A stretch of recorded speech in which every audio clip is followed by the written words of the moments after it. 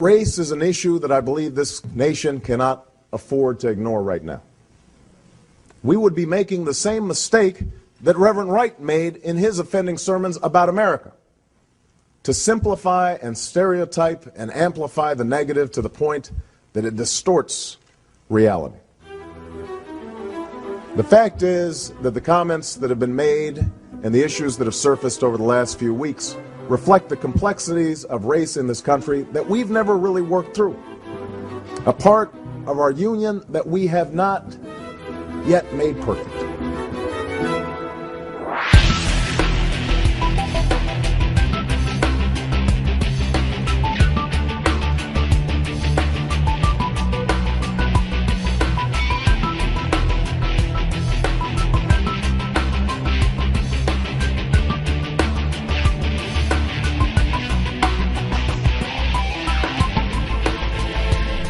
I agree with Senator Obama. It is time for America to have a conversation about race. I can't think of another issue facing our country that is more timely or more important today than the issue of racism. I also can't think of another issue that is more artificial, manufactured, and manipulated than this whole construct called racism. You see, I've grown suspicious of the term itself and of people who use it frequently.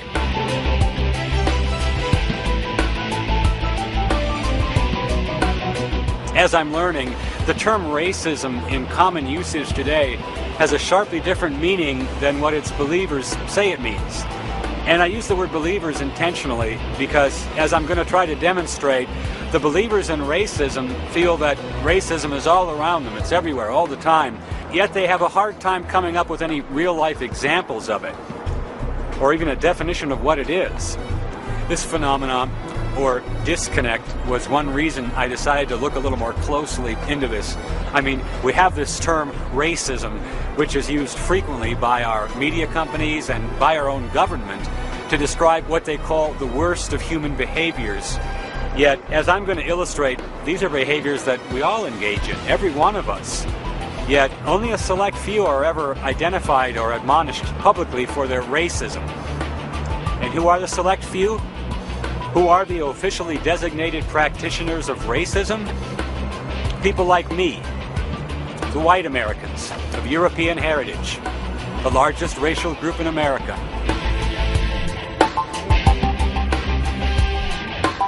And this is what I'm going to demonstrate. This construct of racism is not an objective term. It has no concise definition.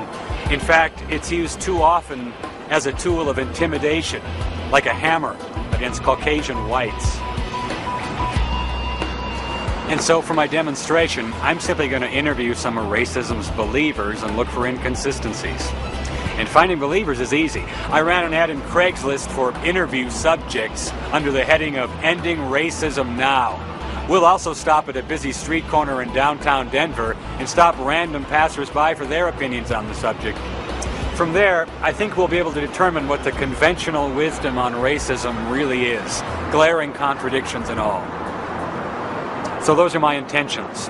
I'm not trying to make anyone look foolish, but the conventional wisdom on racism is so convoluted today that sometimes it's unavoidable.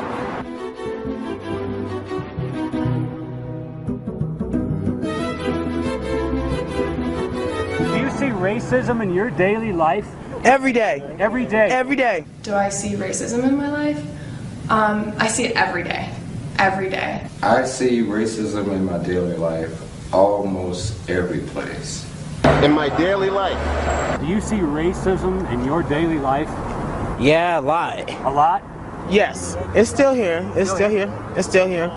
I see racism in my daily life pretty much typically every day, you know. You see it every day, like if you walk into a company and you're the only black person there, or you're the only Asian, or the only gay person, or the only Muslim person. It's not very diverse. Do I see racism in my daily life? I do.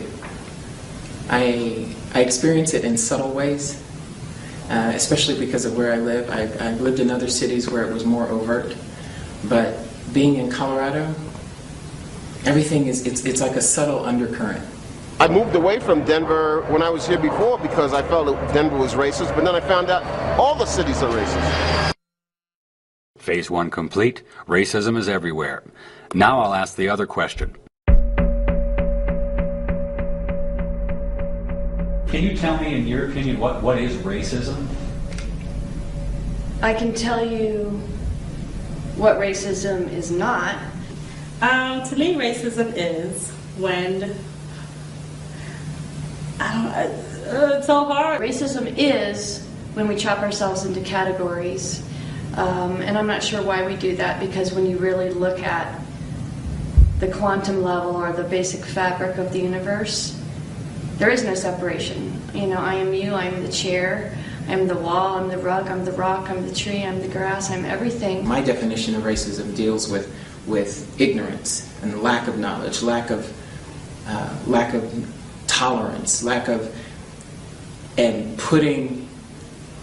It's as if saying, once we put a boundary, you and I can no longer communicate. Obama, I think that people might not vote for him because he's black, and I think that it's the same thing with like sexism, because people might not vote for Hillary because she's a woman. I see that as racism when you look at a person and because of what you've been taught and what you know from your family and what's been ingrained into your psyche, that's where your ideas of racism come from. It's the racial profiling. It's that we have so many people of color, men of color in particular, in prisons. It's the disparities in economic class between different races. The police harassing the homeless people and stuff like that, well, like that could be racism too, because we ain't making an income and stuff. But don't they have to be a different race from the police for it to be racism? No, it don't. Racism could be anything. Like I could be racist against him per se. He could be gay and I could be straight. That's still racism. So that's racism to you? Yeah.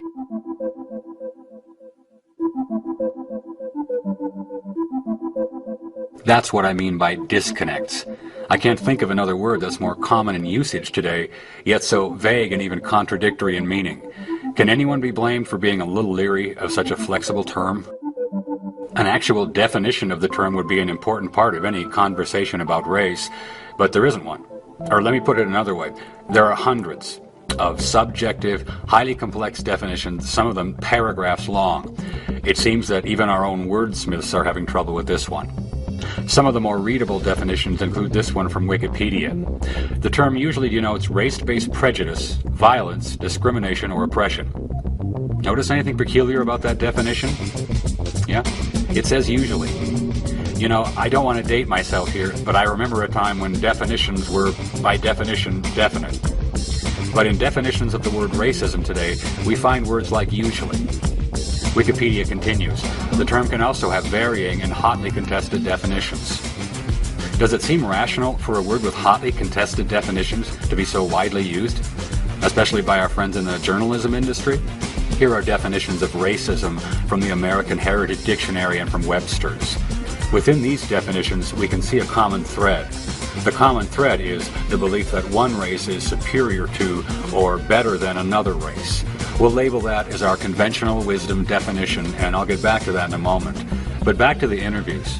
None could give me a concise definition of what racism is, yet each said they saw it in their daily lives. So this time, I'll ask for a description of any of these specific incidents, not the generalities we've all heard, but actual first-person accounts of racism.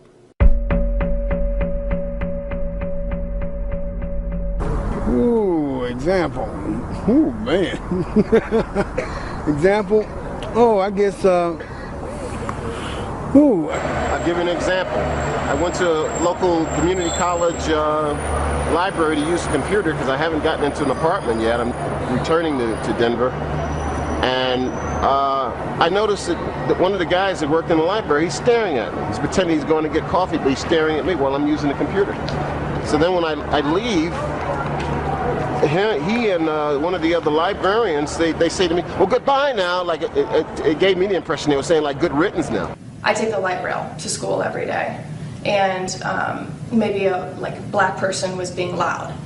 And my automatic thought is to think, you know, black people, they're so loud, you know, or black people this or black people that. And it's wrong, and I realize it right away, but it's just the culture that I grew up in, this white culture and racist culture that we live in, it's just bound to get you in one way or another. For example, I see how my friends have to struggle, my friends who are people of color have to struggle with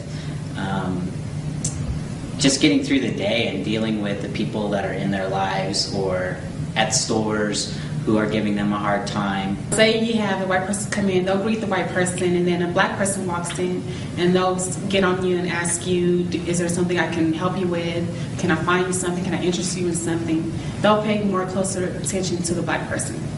Sometimes if I go in the store, I've seen women like snatch their purse from one side of their arm and put it on the other side and look at me with a tight face, you know, so it's kind of hilarious, you know, knowing the kind of person I am, but then to see that reaction from other people, and sometimes it hurts.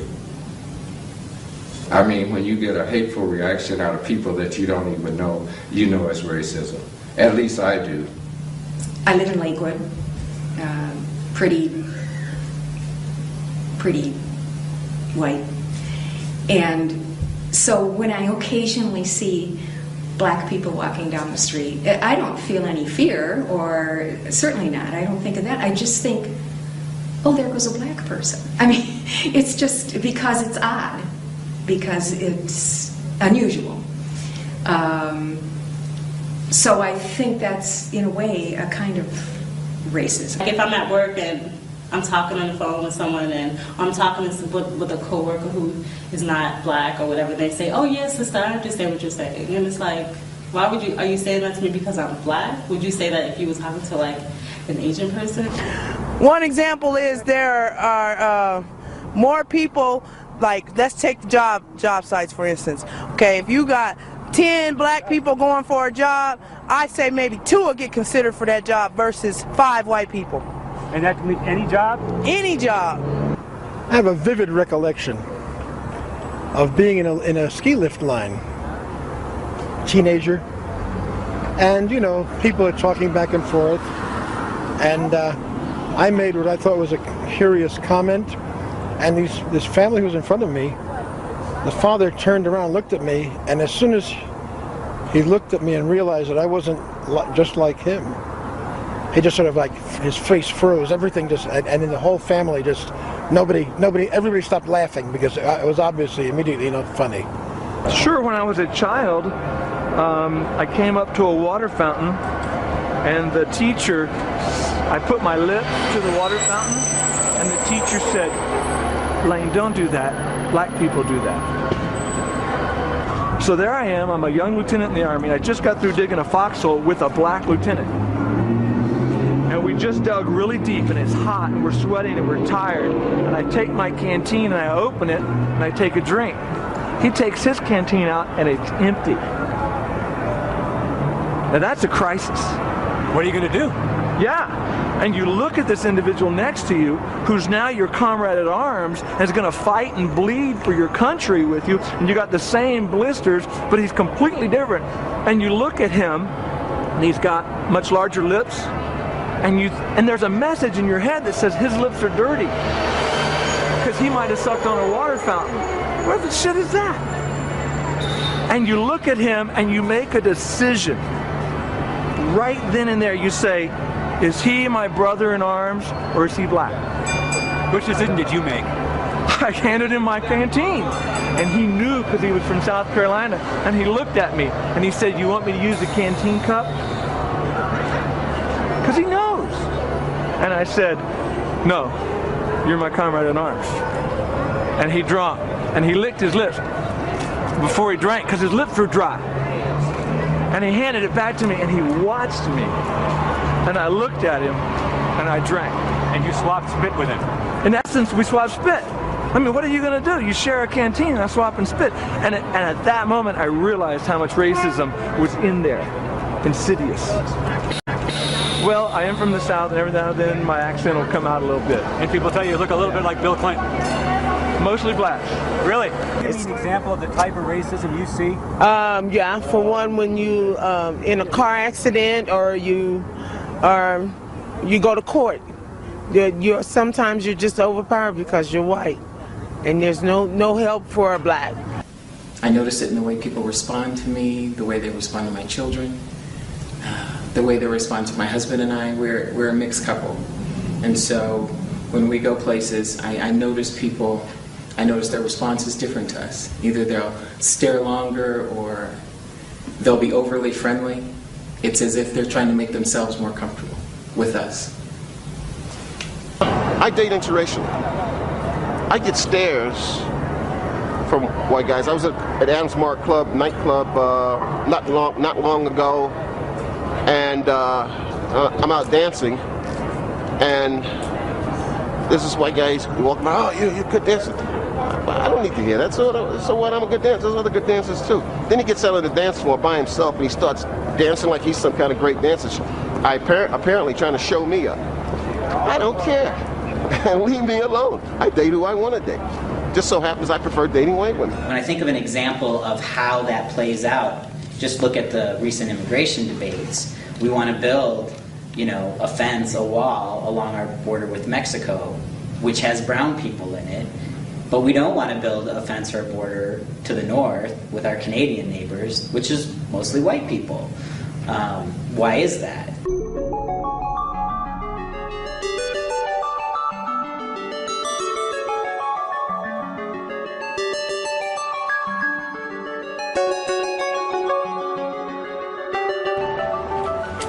So when I asked people who said they saw racism in their daily lives to give me an example of it, two couldn't. Ooh, example. Ooh, man. Sometimes you're just overpowered because you're white. Four automatically switch to generalities. Just getting through the day and dealing with the people that are in their lives. Let's take job sites, for instance. They'll pay more closer attention to the black person. But we don't want to build a fence or a border to the north with our Canadian neighbors, which is mostly white people. But the rest did. Here are their examples. I noticed that one of the guys that worked in the library, he's staring at me. He's pretending he's going to get coffee, but he's staring at me while I'm using the computer. So then when I leave, he and one of the other librarians, they say to me, well, goodbye now. Like it gave me the impression they were saying, like, good riddance now. And my automatic thought was to think, black people, they're so loud. I've seen women like snatch their purse from one side of their arm and put it on the other side. I just think, oh, there was a black person. I'm talking with a coworker who is not black or whatever. They say, oh, yes, sister, I understand what you're saying. The father turned around and looked at me, and as soon as he looked at me and realized that I wasn't just like him, he just sort of like, his face froze, everything just, and then the whole family just, everybody stopped laughing. I date interracial. I get stares from white guys. There's this white guy walking by. Oh, you're good dancer. I don't need to hear that. So what? I'm a good dancer. There's other good dancers too. I came up to a water fountain, and the teacher, I put my lip to the water fountain, and the teacher said, Lane, don't do that. Black people do that. I notice their response is different to us. Either they'll stare longer or they'll be overly friendly. These are the 15 best examples I was given. I haven't hidden any coherent examples just to help make my point. And I have to mention again that these examples are given by people of all races who claim to see racism in their daily lives. Well, I hate to have to be the one to point this out, but all of these examples of this so-called racism that permeates our nation, none of them really amount to anything. Can staring at someone really be compared with persecution? Can being overly friendly to someone really be compared with denying them employment? And when I become aware of disconnects like this, I start to look for others. What other inconsistencies are hiding behind this word, this hammer called racism? If we go back to our conventional wisdom definition of racism, we see that a racist is someone that believes that one race is better than another.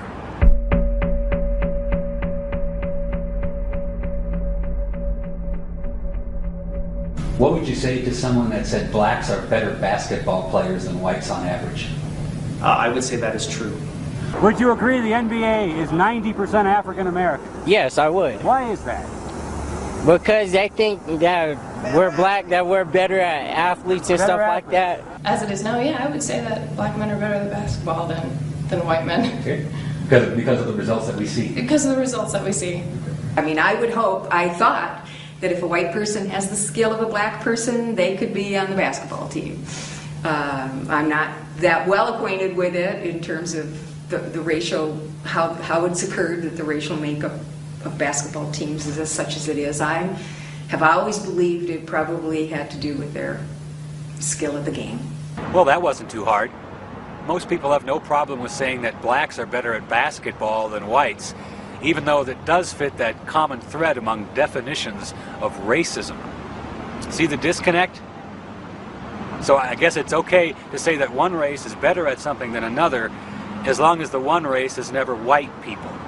And if you think I'm kidding or maybe paranoid, let's see how many people would be willing to state that white people may be just as skillful in other areas as blacks are at basketball.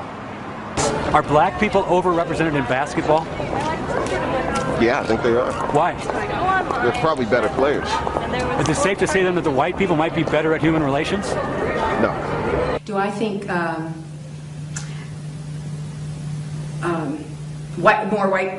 there are areas where white people excel and it's due to their skill and that's why more white people are in those areas?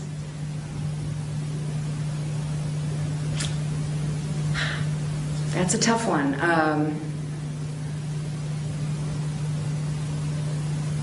I think it could be true, but I don't know what the areas would be. Are white men better at keeping jobs and paying bills than black men? Now that just opens up a whole bag of tricks. That just throws in socioeconomic status, racism, culture, everything. Now, the point I'm going to notice, Tina, was that when I asked you if black men were better at basketball, you gave me basically a one-word answer with a couple of qualifiers. Right. If I asked you if men are better at holding down a job, I got 3 paragraphs. Right.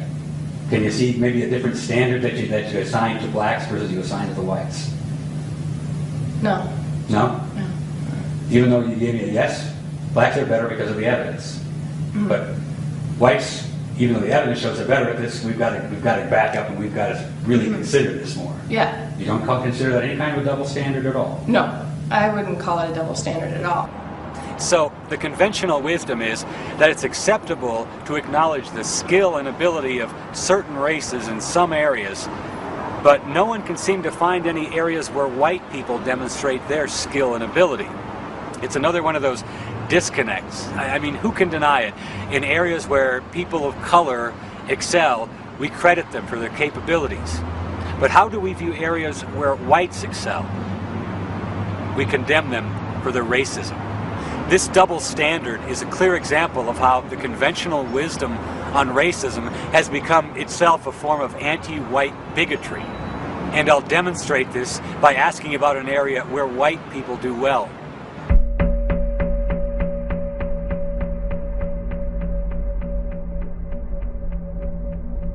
Why is it that Caucasian students test higher on standardized tests than black students? Well, because the tests are made for them. The tests are made for the Caucasians? Oh, yeah. The best thing you can do in school is be white, because that's the easiest way to get through. And primarily, most people who get through school who are white don't ever learn anything. All they do is memorize the answers until they take the test. I would say who writes the IQ test when thinking about who scores higher. So if you have white people that are writing the tests and creating the scoring for the tests, then of course white people are going to score higher on IQ tests. I know that there's been evidence that the questions are cultured towards the white, or each question is culturally biased towards the white culture. Most of the tests are composed and put together by non-African Americans. Well, first of all, you have to look at who wrote the tests. We don't always know. So there may be cultural bias. See that? Pick an area where white people outperform others, and the conventional wisdom is that it's not due to their skill, but due to some type of white bias. This is another example of how the conventional wisdom on racism today is actually quite biased against white people. The reason whites perform well on standardized tests is because we cheat.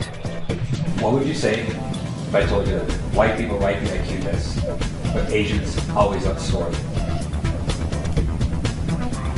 I would find that fascinating, but not, I mean, I guess not necessarily surprising. I think that each culture has its gifts and talents, and taking tests is a certain talent. I don't believe there's a possibility that there is, that our testing results, the grades of our children has nothing to do with racism. I think that would be naive to say. But yet, we still can't come up with an explanation of why the culturally biased test designed by whites actually favor Asians. That's true. I didn't say that there was a method to the madness. I just said there was a madness. You feel that the bias is toward whites. Towards white culture. What do you say when people say that these tests that are written by whites, consistently the highest scores are Asians?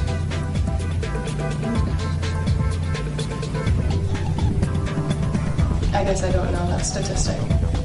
My first guess for the reasons why Asians do better, and from what I've studied, that questions tend to be culture towards the white culture, or bias towards white culture, is that similarities in teaching style. That would be probably my best guess. But even if there are similarities in teaching styles, wouldn't the whites, if they were culturally biased towards the whites, if they were culturally biased towards the whites, wouldn't the whites still be the ones exceeding?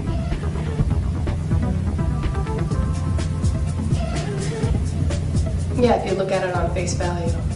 If the tests were made for white people, why is it that Asians outscore whites consistently on standardized tests?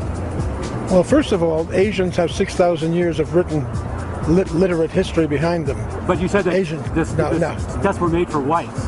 Well, they're made for people who think a certain way. So Asians and whites think a different way than African Americans do, and Latinos? There are different ways of thinking. Different populations represent those ways of thought and cultural congruences different ways. I'm trying to get back to my original point. You said that the tests were created for whites. I said that Asians outscore them, and you said the reason why is why? Well, I don't think we have time to cover that right now. This is the unchallenged, disconnected outlook that passes for logic in many of the mainstream of our culture today. If you ask today's believers in racism why it is that whites outscore some others on standardized tests, the most common answer will be the cultural bias theory. Now, if you're rude enough to point out that the fact that Asians have been outscoring whites for decades discredits the whole cultural bias theory, well, believers won't be bothered by pesky facts. Ask them again tomorrow the same question about why whites outscore others on standardized tests, and the answer will still be cultural bias. And this illustrates the dogmatic nature of the believers. I just can't accept this logic anymore. So I'm going to ask some more questions about racism. But what I'm looking for are more of these disconnects. Is it important for white kids to learn about black culture?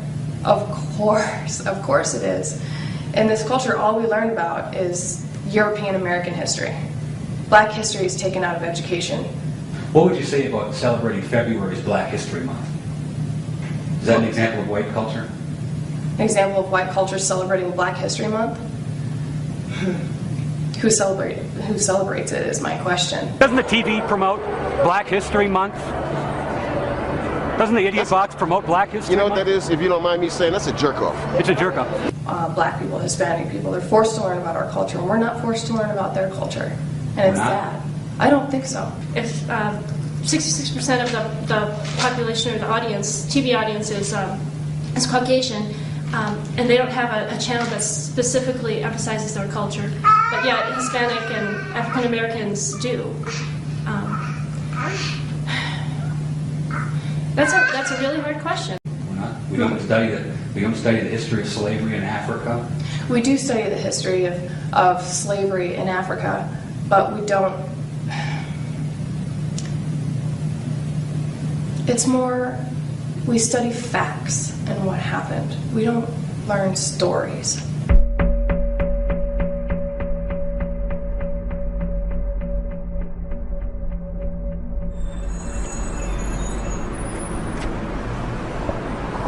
And with all this racism that permeates our country today, I thought it would be easy for people to come up with the name of a public figure who was racist.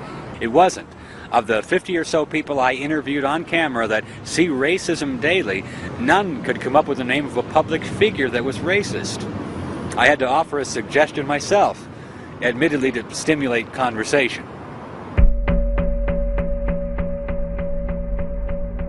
I would say Jesse Jackson is not a racist at all. He fights against racism. He fights for peace. He wants justice, and he tries to do what he can to bring together that justice and peace. And he wants people to be united as well. As far as Reverend Jesse Jackson using racism as profit, like I say, he's a man, a good man, and he has done some things that we probably aren't proud of, but he sticks by what he does. Do I think Jesse Jackson is a racist? I guess I don't. I guess I don't. I think he's an advocate for black people, and I was going to say his people, and that's an important role, but I've never thought of him as a racist. So you said that being an advocate for his people, for black people, is a good thing. I do think that. Can you name an advocate for white people?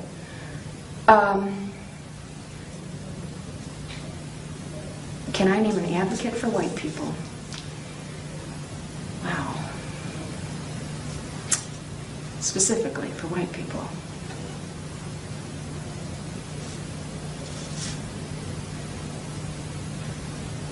Catch that?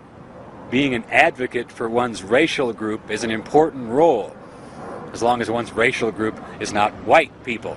The very idea of being an advocate for white people is offensive, mostly to those calling others racists. I got the impression on the mall, they have Nicollet Mall in Minneapolis, that it's like this mall here. They want to keep black people off of the mall. There's a lot of white guys up and down the 16th Street Mall that are soliciting, and that pisses me off, because I've been at one point in my life where I was penniless and didn't have anything. I never panhandled. I never begged for money. And that pisses me off. So I told the guy who solicited me yesterday, happened to be a white guy. If he was a black guy, I'd be pissed off too. I told him, I said, I think the welfare department is right down there. And that's another thing that pisses me off. I did everything I was supposed to do, never broke the law, always tried to work for a living, and I still get treated like a second-class citizen. I risk my life for my country. Who's treating you like a second-class citizen? Mostly white males. I do believe that our culture is racist. Who's it in benefit of? White males. White males? Yeah. You mentioned the racism. Where's the racism in this? The racism is he's paying particular close attention to me because I'm in the company, my girlfriend's white, and I'm in the company of a white woman. This isn't a dance club? Yeah. A disco? Yeah. But can you ever see a situation where African-American men might try to intimidate white men in that same situation? Yeah, but not as much. Not as much? It doesn't happen as much.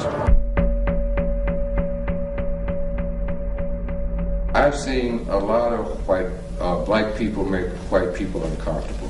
And sometimes, I don't know if it's so much racism, or sometimes it's just that they want to get back at what they consider to be the man. One of the things that happens in America is that anything that happens to white people from another race is generally not looked upon as a hate crime. In a lot of ways, it looks as retaliation. You made me uncomfortable, or you pissed my parents off, and I grew up in this country, now it's my chance to get you back. This is more of today's conventional wisdom in our conversation. When whites mistreat people of color, it's always racism. But when whites are victims, we must step back. We have to look deeper for the root causes of said mistreatment. A glaring double standard. Are white people right to be a little afraid of blacks? I'd say yeah. Yeah? They intimidate them because now it's more interracial. It's kind of, I don't know. No, wait a second. The Filipinos are all looking for money. And what did you say, the other one? Like Jewish people, they're cheap. Everybody has like their own stereotypes. Give me some more of those. I don't know. I can't. Black people. Black people think black people were criminals.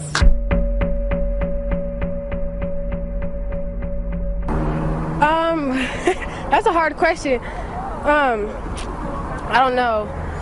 I don't have an answer for that one, actually. If I were to hear someone say African Americans are committing more crimes than whites, I would not be offended because it's true. I see it on the news. When you turn on the news, it's mainly an African American who intruded a home, did a drive-by shooting, gang-related drug bust. So that's all you see pretty much is African American crimes. So no, I would not be offended, but I would agree. If you're thinking of a black person and the stereotype you've ingrained in your head is this, this person is maybe a criminal. Why do African Americans get the bad rep? Because we do the most crucial stuff right here. We're just like on that point where like, if we want to do something, we'll do it and not think twice about it and just go out there and do it again and again, or do it even more worse than we did before. African Americans are involved in gangs, they're involved in drugs, they're involved with just the street life. If someone were to feel that blacks are more criminally inclined than whites, would they have any justification for that? Unfortunately, I think yes. I don't feel like I had to go through all this racism stuff because I'm African American. Now, what would you say to the guy that says, hey, you know what, African Americans commit half the crimes in this country. Of course we should look at them more carefully. Yeah. I mean, we do some crime around here, but I'm not going to say we do half of the crime. Yeah, African Americans are like that, but it's not all African Americans around here doing all the crime like that. There's all sorts of other ethnicities that do all that. If you were a taxpayer, I was a taxpayer, and you heard about somebody breaking into a house, how would you feel if you saw the cops beating them down? On some real shit, I don't know. I'll probably try to tell them take that to the courts, because I don't see how they gonna beat somebody up. Yeah, they broke into a house, they was in the wrong doing, but at that same point, you can't just beat somebody up because they broke into a house. How about if they broke into your house? If they broke into my house, I promise I'll kill the motherfucker. Now, what would you say to the guy that says you're making the definition of a criminal? Well, I already know I'm a criminal. I've been locked up since I was 11. But you say the cops are racist, but yet you're saying you're a criminal. I'm a criminal, but yeah, on that same note, when we're not doing nothing, that's when they want to come up here and fuck with us. Most of the violent crimes are committed by white males. I mean, who are all the mass murderers out here? They're not black people. All of the mass murderers you're saying are white? Majority of them are white, or Hispanic. How about the majority of the armed robbers and the rapists? Aren't they black? No. No? I don't think so.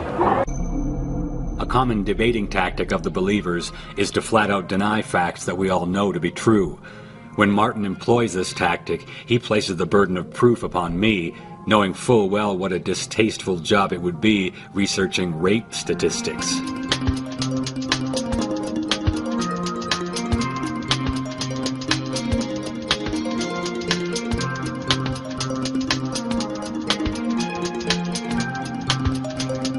This shocking fact is one of many not reported to the American public.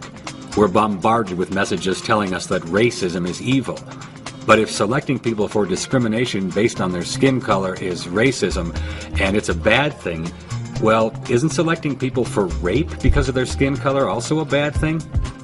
In fact, isn't it a much worse thing? And that's quite another disconnect. In other words, the conventional wisdom on racism says that I should be concerned when I hear that somewhere a white person might be persecuting someone because of their skin color. I should make it my business. Yet, God forbid that I become concerned when I hear that white women are being raped because of their skin color 100 times a day, right now in America. Well, we know what happens to people concerned about those facts. They get stereotyped as haters, and their opinions have no place in the public forum. Are the contradictions starting to become visible? You mentioned, you used a term, people of color. So who are not the people of color? Well, I would say white people are not people of color. So you're saying that it's impossible for a black to be racist? Yes. How many of us would keep using this word, racism, if we found out that to a good many people it can only really mean one thing: a bad white person?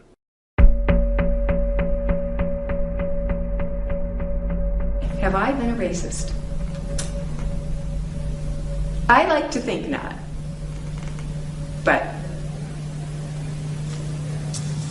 And I hope not. I think that all of us growing up in this culture and in this life are a little bit racist. Am I aware of my racism? Yeah. I'm aware of my racism, where a lot of people I don't think are. The conflict is you don't want to be a racist because you're black. Are you a racist? No, not at all. At least that I know. Have you ever been a racist yourself? No. Never been?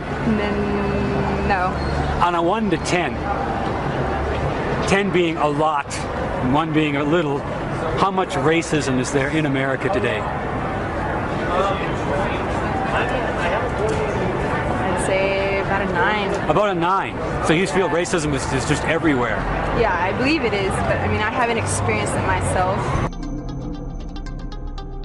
At one point in any conversation about race, one issue must be addressed, and it is a touchy one. But the answer to this question is paramount if we want our conversation to be objective. America never was a white nation. Never? Never. It was never a white nation.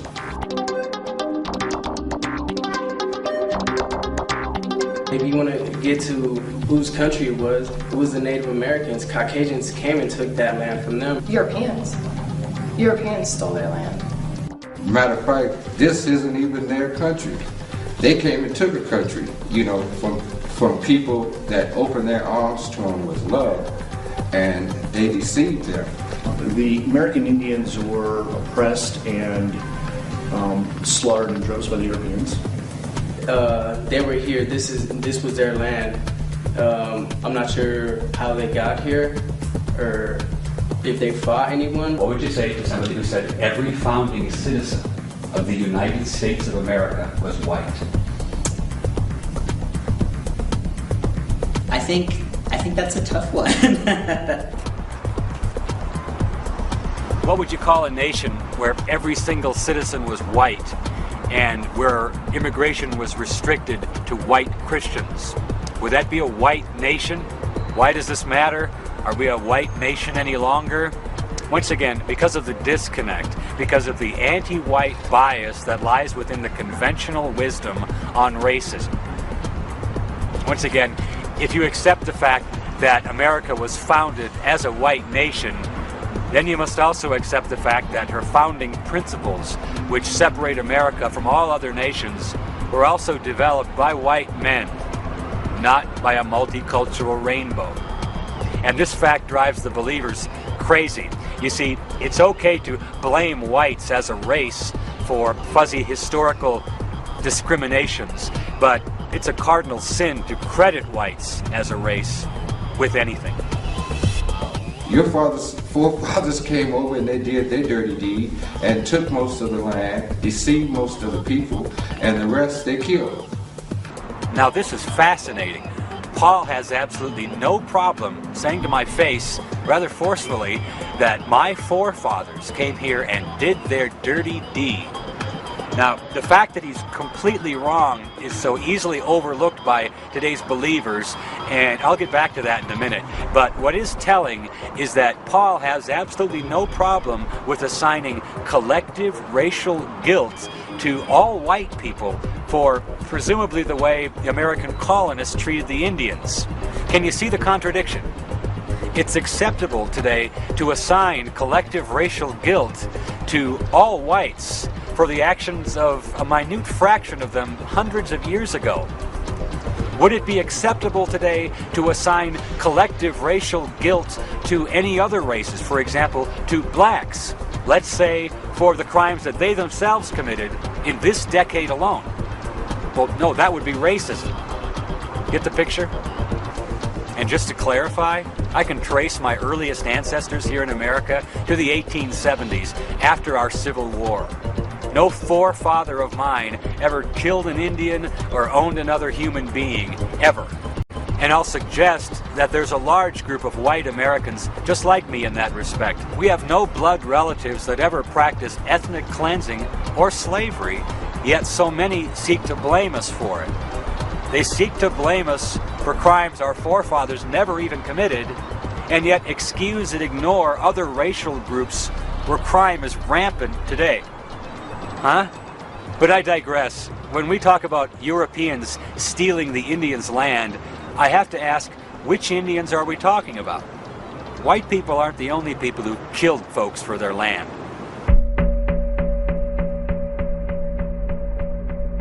They didn't fight among each other, tribes? Oh, amongst each other, yes. Did they ever try to wipe out whole other tribes? I'm pretty sure they did. The American Indians did fight amongst themselves. Did they ever commit genocide amongst themselves? Absolutely. Yeah, there were warring nations and there were peaceful nations. It wasn't an equal playing field. And what I mean by that is, so when the Indians were conflicting with each other, when the tribes were conflicting with each other, they had similar ways of fighting each other, bows and arrows, spears, fighting, rocks, whatever. And then white folks came across and they had different types of technology. Do I think that Indians killed each other for land before they arrived? I believe that, yes, that the different tribes fought back and forth.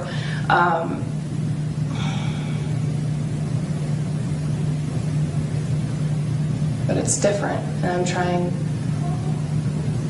to explain how it's different. Here's the difference. Believers apply one set of standards to whites and another set of standards to everyone else.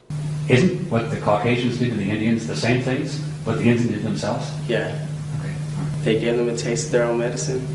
Look, every racial group, ethnic group, just about any other group you can think of today has advocates. Every group, that is, except white people. Don't believe me? Go to any university today and count the classes and approved organizations dedicated to the advancement of specific races or ethnic groups.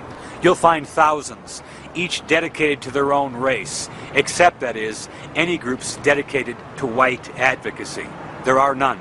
And that's a major disconnect. I mean, let's break it down. Hispanics can be pro-Hispanic without being anti-anybody. Jews can be pro-Jewish without being anti-anybody. Blacks can be pro-black without being anti-anybody. But with whites, it's different. White people cannot be pro-white without being anti-everybody else. And that's a large disconnect.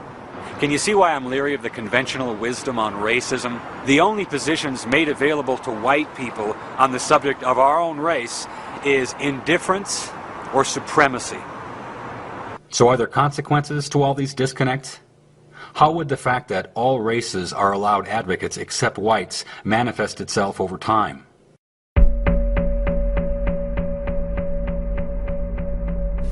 Do I think white people will become a minority? When I say that, I include particularly the Hispanic population, and yet they're really, as I understand it, that's not really a race. So when we talk technically race, that's wrong. It's just that Hispanic people are a protected class.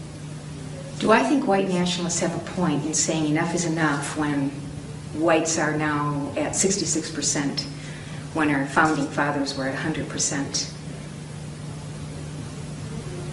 I guess I don't. I don't think they have a point. I don't appreciate those organizations. But to some extent, I guess I can appreciate maybe their people's sense of loss. But in fact, white folks are starting to be a minority now. You think white people like that? Yeah, but seem like it's more Mexicans than white folks out here.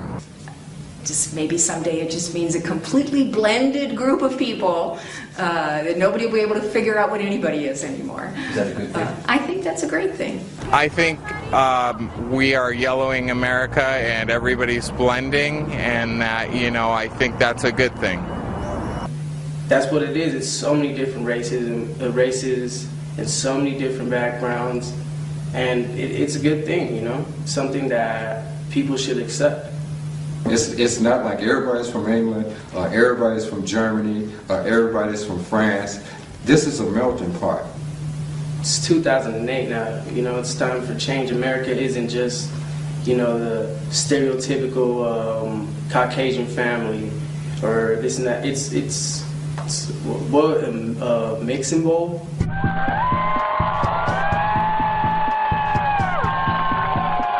So let me see if I understand the position of those here illegally from Mexico.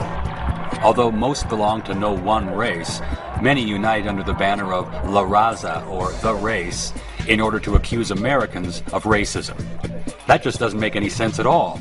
In other words, if we object to the stated agenda of replacing whites as the racial majority in America with Hispanics, it's us who get called the racists, not the people who are openly and actively working to change the racial makeup of our country.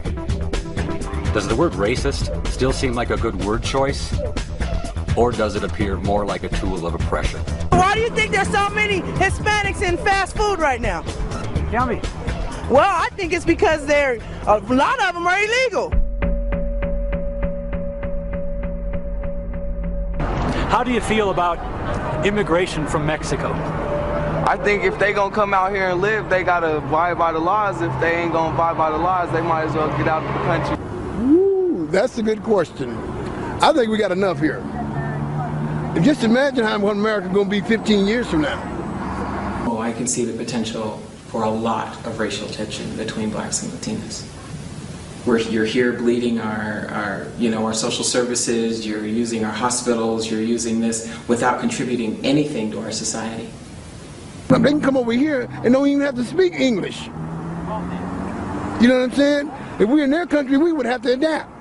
The people who want to come to America, the people who want to come to America from Mexico, my feeling is, by God, let them in, you know? Let them in? Absolutely. We've got some people saying that we've got to open up the door and allow more in. And No, we people shouldn't. Saying that we should close the door and build a wall. Close the door and build a wall. And what's so bad about it, these Mexicans have more of an attitude. They're more arrogant than what a white man is. So you say that the Mexicans are more racist than the whites? Yes, yes, especially the ones with the big belt buckles and the reptile shoes. You know, the United States lets 250,000 immigrants come in every year. It's more than any country in the world. Correct. But you think that's not enough? We're not being generous enough? Well, I think we got too many already. We got too many? Too many. If you were the immigration czar, what would you do? If you could give one order, what would it be? I would send them back. All 20 million? Yeah. It comes down to our rights as a U.S. citizen. A citizen. You're not a citizen, right? No, I'm not. Okay. If you were the president, what would you do with the 20 million illegal aliens that are here? Oh, Cinco dos Adios, they'd be gone. Oh, it would be no problem. Yeah, they'd be gone. Oh, no. Now, if I said that, I know what would happen. I'd get called a racist. So where do the believers come from? Why do so many intelligent people overlook all these disconnects on matters of race? I think I know the answer, because I used to be one. Like many others, I was trained to be a believer. I remember it well, the day I got my training on the subject of racism. I was in the 5th grade at one of many Jefferson elementary schools in the Midwest. Our teachers were Mr. Lee and Mr. Dragland. One day, they announced to the class that we were going to play a game. It was called a word association game. The teacher would write a word on the board, and we were all supposed to shout out what that word made us think of. It was going to be fun. Mr. Lee began, and he wrote on the board the first word in the game. The word was white, and he pronounced it white. And we responded with words like clean and pure and honest. And as Mr. Lee was noting them on the board, we added more. Words like good and fair and bright. And then it was time for Mr. Dragland to choose the next word in the game. He wrote down the word black, but he pronounced it black. Almost angrily, he said black. And we responded with words like scary, dark, and evil. He wrote down our answers as we tried to think of others. Words like empty or mean or dirty. And then we all got the surprise of our young lives. Our teachers were looking at the board, but then they turned to us, and Mr. Lee announced, "You're all racist." We were stunned. When one of the kids challenged them, he said, "I'm not a racist. I remember Mr. Lee saying something pretty close to, 'These are you kids' words, not ours. And frankly, we're both disgusted with all of you.'" The game had obviously ended. The classroom was silent, except for a couple of kids quietly crying. And for the rest of the day, and for the first time ever, we all got the silent treatment from Mr. Lee and Mr. Dragland. They were disgusted with our racism, and I never felt more ashamed of myself. And from that moment, I swore that I would change. From that day forward, I would believe that I am, by nature, a racist. So I ask you now, what is real? I mean, if racism were a real issue, then why do public school teachers have to trick children into believing in it? It makes you wonder, what is real?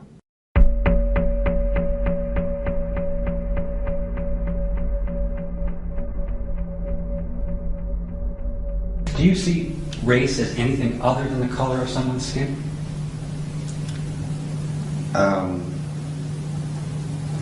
I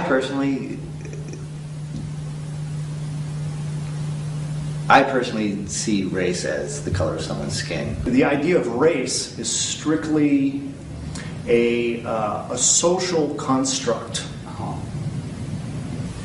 Oh, it's just a distasteful subject altogether to be making judgments or even observations about humans regarding their flesh tone or their body shape.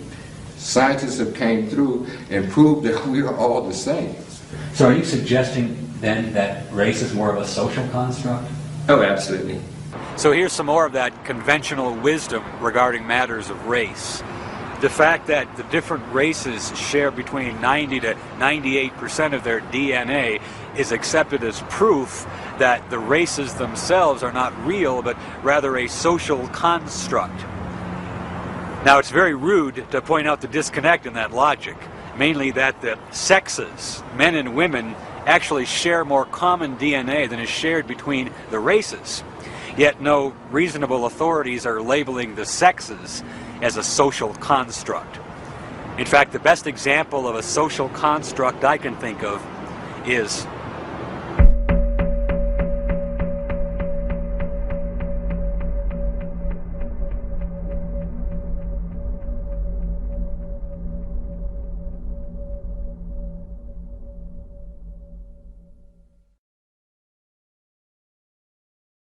we got to work too. Well, I mean, isn't affirmative action No, it's not working. Yeah, it was affirmative action, but it's not working the way that it's supposed to work.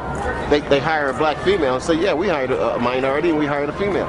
We got to kill two birds with one stone. Yeah, okay. and the black men are left out in the cold. I was born female and have been living somewhat as a male for about 10 years. You mentioned you had a teenage 14-year-old daughter. Son, I'm sorry, I got confused. Yeah. Biological? Yes. So I gave birth to him before I transitioned. For example, a city like New Orleans or Chicago, some people will call them black cities. They overwhelmingly vote for black politicians. Yeah. Is that evidence of their racism? I think they just want to see their own race come up. You said you see racism every day. Can you give me another example? Another example? Oh, I'm fool, man. But really not, I really don't see it that much in this town.